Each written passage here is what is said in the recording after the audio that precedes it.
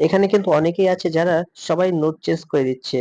তো চলেন আমি একজনকে জিজ্ঞাসা করে নেই কত পার্সেন্ট নিচ্ছে নোট চেঞ্জ করার ক্ষেত্রে। দাদা কত পার্সেন্ট নেবেন সেটা নোট চেঞ্জ করতে? এটা নোটের ওপর ডিপেন্ড করছে কীরকম নোট নোট। পুরো ভালো। খুব ভালো নোট হলে আমাদের অনেকের বাড়িতে এমন কিছু নোট থাকে যেগুলো ছিঁড়ে গেছে, পুড়ে গেছে বা জলে নষ্ট হয়ে গেছে বা যে কোনো কারণে ক্ষতিগ্রস্ত হয়েছে। দোকানদার সেই নোটগুলোকে নিতে চায় না। অনেকেই মনে করেন এই টাকাগুলো আর কোনো কাজে লাগবে না, কিন্তু সত্যিই কি তাই? চলেন আজকে আমি আপনাদেরকে নিয়ে যাব ছেঁড়া, জলে নষ্ট হয়ে যাওয়া, পুড়ে যাওয়া নোটগুলো কিভাবে সহজেই চেঞ্জ করা যায় সেটা দেখাতে। তো ভিডিওটা শেষ পর্যন্ত দেখতে থাকুন, ভিডিওর সাথে থাকুন। খুব সহজে, খুব কম খরচে আপনারা এখান থেকে আপনাদের ক্ষতিগ্রস্ত নোটগুলো খুব সহজে চেঞ্জ করে নিতে পারবেন। দেখেন এখানে কিন্তু সবাই অনেক টাকা নিয়ে বসে আছে। এরাই মূলত দালাল, এদের কাছ থেকে আপনারা চেঞ্জ করে নিতে পারেন। আমি এখন দাঁড়িয়ে আছি বিখ্যাত হাওড়া রেল স্টেশনের সামনে। আমার সামনে দেখতে পাচ্ছেন বিখ্যাত হাওড়া ব্রিজ। এই ব্রিজ দিয়ে প্রতিদিন লক্ষ লক্ষ মানুষ যাতায়াত করে। গঙ্গার উপর দাঁড়িয়ে থাকা এ এক অপরূপ সৌন্দর্য।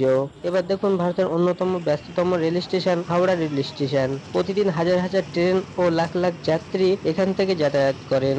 কিন্তু আজ আমরা যাব আরো একটি বিখ্যাত স্থান হাওড়া মেট্রো রেল স্টেশন থেকে, যেটি ভারতের সবথেকে গভীরতম রেল স্টেশন এবং ভারতের প্রথম under water rail station. Howrah rail station থেকে বেরিয়ে আমরা হেঁটে চলেছি হাওড়া মেট্রো স্টেশনের দিকে। হাওড়া ব্রিজ থেকে মেট্রো স্টেশনের দূরত্ব পায়ে হেঁটে 5 মিনিটের মতো সময় লাগলো।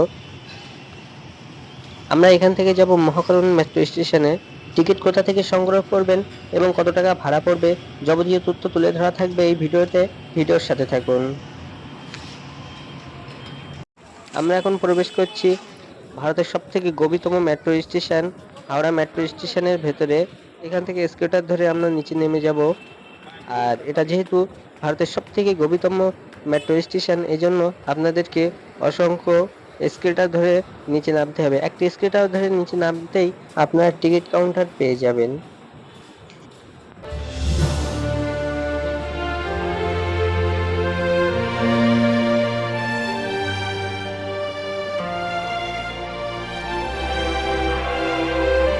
তো গাইস আপনারা দেখতেই পাচ্ছেন সামনে এমনই লেখা টিকিট কাউন্টার।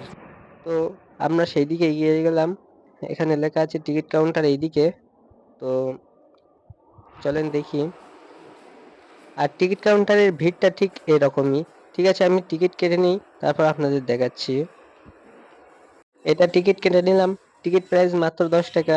তো এখান থেকে আমাদের টিকিট স্ক্যান করে আমরা মূল প্ল্যাটফর্মে প্রবেশ করছি।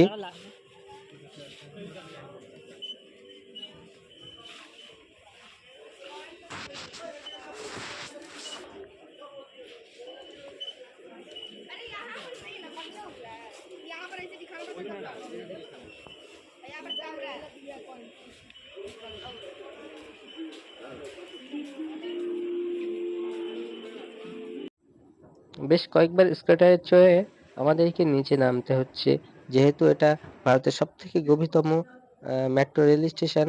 এই কারণে আমাদের বেশ কয়েকবার এসকেলেটর ধরে আমাদেরকে নিচে নামতে হচ্ছে।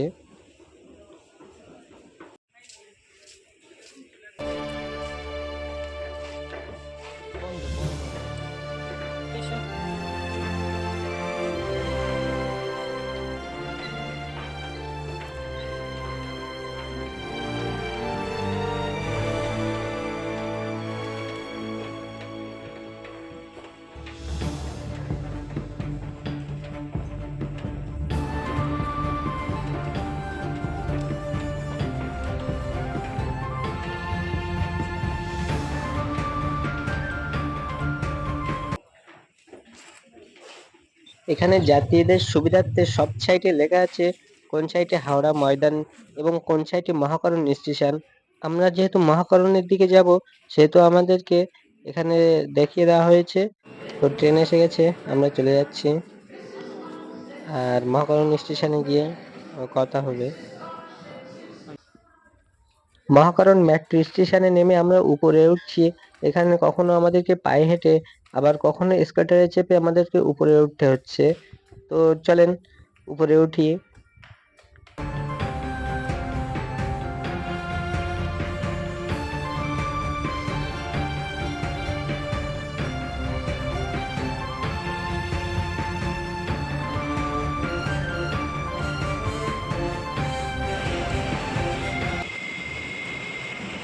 মহাকারণ মেট্রো স্টেশন থেকে নেমে রিজার্ভ ব্যাংকের দিকে আমরা হেঁটে হেঁটে যাচ্ছি। তো এখান থেকে কত সময় লাগে আমি আপনাদেরকে দেখাবো। এসেছি, এভাবে খুব সহজে আসতে পারেন। আপনাদের সুবিধার্থে বলে রাখি, এখানে যে লাল দিঘি আছে, লাল দিঘির পাশ দিয়েই কিছুক্ষণ হেঁটে যাবেন, আপনারা পেয়ে যাবেন আরবিআই বা ইন্ডিয়ান রিজার্ভ ব্যাংক। ভারতের অর্থনীতির সবচেয়ে গুরুত্বপূর্ণ প্রতিষ্ঠানগুলির মধ্যে অন্যতম হল রিজার্ভ ব্যাংক অফ ইন্ডিয়া। 1935 সালের 1 এপ্রিলে এই রিজার্ভ ব্যাংক অফ ইন্ডিয়া প্রতিষ্ঠিত হয়।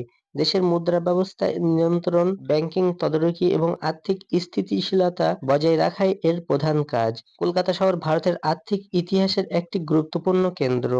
আমি এখন দাঁড়িয়ে আছি Indian reserve bank of India, Kolkata সামনে। প্রথম দেখাতেই বোঝা যায় এটি একটি গুরুত্বপূর্ণ সরকারি প্রতিষ্ঠান। নিরাপত্তা ব্যবস্থাপনা বেশ কড়া। প্রতিদিন বহু মানুষ এখানে বিভিন্ন আর্থিক সমস্যার সমাধান খুঁজতে আসেন। এখানে ক্যামেরা খুব একটা অ্যালাউ না, সে কারণে আমি আপনাদেরকে ভালোভাবে দেখাতে পারছি না। এত কষ্ট করে এত দূর আসার পর এখানে এসে জানতে পারলাম এখানে একমাত্র বৃহস্পতিবার এবং শুক্রবার শুধুমাত্র ক্ষতিগ্রস্ত নোটগুলো চেঞ্জ হয়। তাই বাধ্য হয়ে আমাদেরকে দালালদের কাছে যেতে হলো। দাদা, কত পার্সেন্ট নেবেন ছেঁড়া নোট চেঞ্জ করতে? এটা নোটের ওপর ডিপেন্ড করছে কীরকম নোট পুরো ভালো।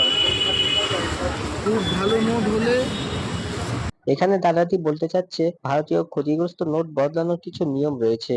নোট কতটা ক্ষতিগ্রস্ত তার উপর নির্ভর করে কত টাকা ফেরত পাওয়া যাবে। কিছু ক্ষেত্রে সম্পূর্ণ মূল্য পাওয়া যায়, আবার কিছু ক্ষেত্রে আংশিক মূল্য দেওয়া হয়। যেহেতু আমরা দালালদের কাছ থেকে নোটগুলো চেঞ্জ করে নিচ্ছি, সেহেতু তাদের বেশ কিছু কমিশন দিতে হয়। কেউ কেউ 15 থেকে 20% কমিশন নেয়, আবার কেউ 10% কমিশন নেয়। আমাদেরকে যিনি নোটগুলো চেঞ্জ করে দিয়েছে তিনি অত্যন্ত ভালো। তিনি আমাদেরকে খুব অল্প কমিশন নিয়েছেন।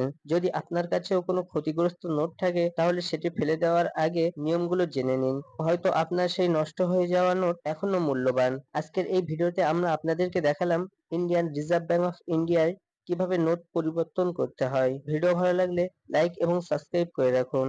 আর ভিডিওটি শেয়ার করে দিতে পারেন আপনার কাছের মানুষদের কাছে। আপনার কাছে যে ছেঁড়া নোটটি আছে সেটা এক টুকরো ছেঁড়া কাগজ নয়, এটি আপনার পরিশ্রমের টাকা।